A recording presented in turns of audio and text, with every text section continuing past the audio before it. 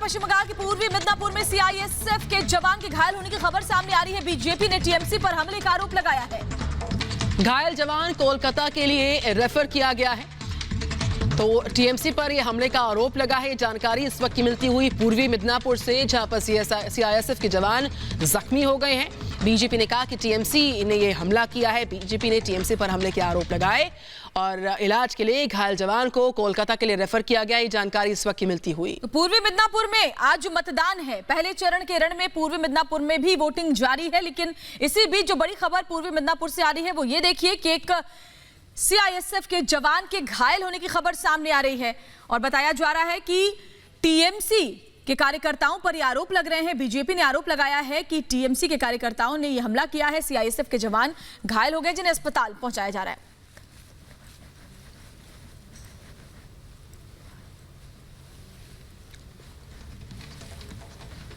तो ये तस्वीरें हम आपको पूर्वी मिदनापुर से दिखा रहे हैं, पश्चिम बंगाल, जहां पर आज मतदान है पहले चरण के रण में और यहां एक जवान के घायल होने की खबर सामने आ रही है। झड़प हुई है, टीएमसी पर बम फेंकने का आरोप लग रहा है।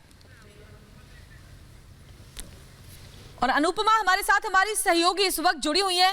अनुपमा, पश्चिम बंगाल में जिस बात का डर था पहले चरण में, वैसी ही तस्वीरें सामने आनी शुरू हो गई है। सेंट्रल फोर्सेस का डिप्लॉयमेंट वहां पर इसी लिहाज से किया गया था ताकि शांतिपूर्ण मतदान करवाया जा सके, लेकिन खबर इस वक्त पूर्वी मिदनापुर से यह आ रही है कि एक बमबाजी में सीआईएसएफ के जवान के घायल होने की जानकारी मिल रही है। बिल्कुल श्वेता, देखिए लोकतंत्र का सबसे बड़ा पर्व होता है चुनाव, लेकिन उसे शांति व्यवस्था उसमें जो है किस तरीके से बरकरार रखा जाए, इसकी जिम्मेदारी पूरी तरीके से जो है सुरक्षा जो कर्मी है उनके लिए होती है। सबसे बड़ी बात यह कि इस बार सेंट्रल डिप्लॉयमेंट भी किया गया था, लेकिन ये जानकारी निकलकर सामने आ रही है कि पूर्वी मिदनापुर का एक क्षेत्र बताया जा रहा है। हालांकि पोलिंग बूथ ये कौन सा है अभी इसकी जानकारी नहीं है। वहां पर जो है एक सीआईएसएफ का जवान जो है घायल हुआ है, उसे गंभीर चोट लगी है, जिसकी वजह से उन्हें कोलकाता जो है रेफर किया गया और अब जो है उन्हें एम्बुलेंस के जरिए कोलकाता भेजा जाएगा। लेकिन यही जानकारी अब तक निकलकर सामने आई है कि बमबाजी हुई थी, जिसके बाद टीएमसी और बीजेपी के तमाम कार्यकर्ता जो है वो आपस में भिड़ गए और उसके बाद वहां पर भारी संख्या में सुरक्षा बल तैनात किया गया। मेरे पीछे की भी अगर आप तस्वीरें देखेंगे तो देखिए यहाँ पर सेंट्रल फोर्स का डिप्लॉयमेंट पहले ही किया गया है। जो यहाँ की लोकल पुलिस है वो भी यहाँ पर मौजूद है, लेकिन सबसे बड़ी बात यह है कि इतनी भारी सुरक्षा बल के बावजूद जो है पूर्वी मिदनापुर का वो इलाका जहां पर इस तरीके की घटना जो है निकलकर सामने आई है कि एक सीआईएसएफ का जवान जो है वो गंभीर रूप से घायल हुआ है। हालांकि अभी फिलहाल यही जानकारी है, लेकिन सबसे बड़ी बात ये हो जाती है क्योंकि देखिए पूर्वी मिदनापुर के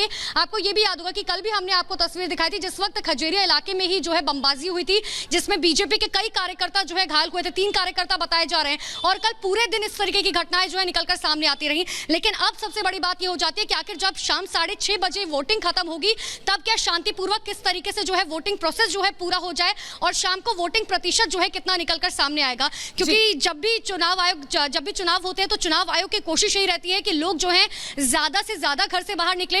रिपब्लिक के जरिए हम भी लगातार लोगों से सुबह से अपील करें कि लोग जो है लोकतंत्र के सबसे बड़े पर्व में जो अपनी भागीदारी दे, अपने घर से बाहर निकले, अपने वोट का इस्तेमाल करें। लेकिन इन सब के बीच सबसे बड़ी बात यह है कि सुरक्षा जो कर्मी है वो गंभीर रूप से घायल हुए। सीआईएसएफ का ये जवान बताया जा रहा है, अभी उसे कोलकाता रेफर किया गया है। फिर से आपके पास पहुंचेंगे आप। नजर